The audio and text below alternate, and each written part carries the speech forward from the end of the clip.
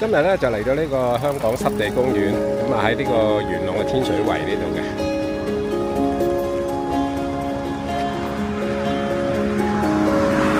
天水圍咧就係元朗區其中一個片區，咁其實都唔細㗎嚇。咁咧就好多嘅私人樓同埋咧公共屋邨。咁啊，如果條輕鐵線咧就係圍住呢個天水圍咧，有一個氹氹圈咁樣嘅。咁啊，中間嚟講咧都好多站。咁啊，政府咧就喺80年代初嘅時候咧就開始咧去規劃咧就打造一個新市鎮。咁啊，最早咧就揾長江啦、李嘉誠嗰個集團啦去合作嘅。咁原本咧呢個濕地公園咧以前就係一片嘅濕地嘅普通嘅濕地嚟嘅。咁啊，將佢咧就填平咗好多個魚塘，咁包括咗整個天水圍咧，以前咧都係好多魚塘嘅。咁啊，到90年代初嘅時候咧，就叫做開始出現咗咧一啲公共屋邨啦同埋私人樓啦。咁最早嘅私人屋苑咧就係嘉湖山莊咧，就係最早期啊，90年代初。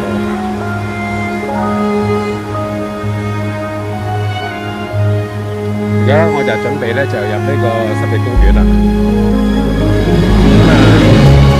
都唔記得舊年前年嚟過啦。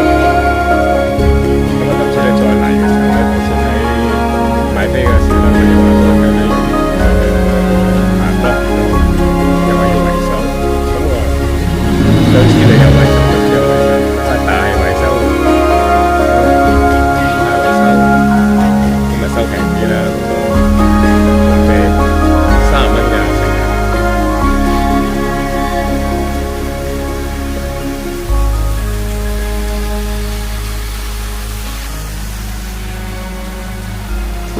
當然啦，小童啊或者長者嚟講咧就半價啦。咁咧佢有一啲咧叫多次嘅入場證嘅，咁我就梗係買單次嘅啦。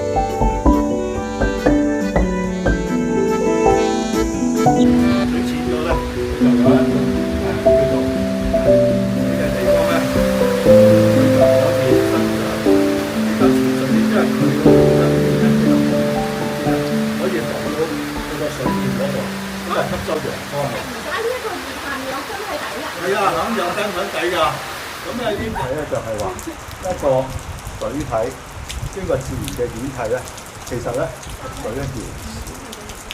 咁幾廿年之後，呢一個濕地公園係冇咗。係啊，所以要處理㗎。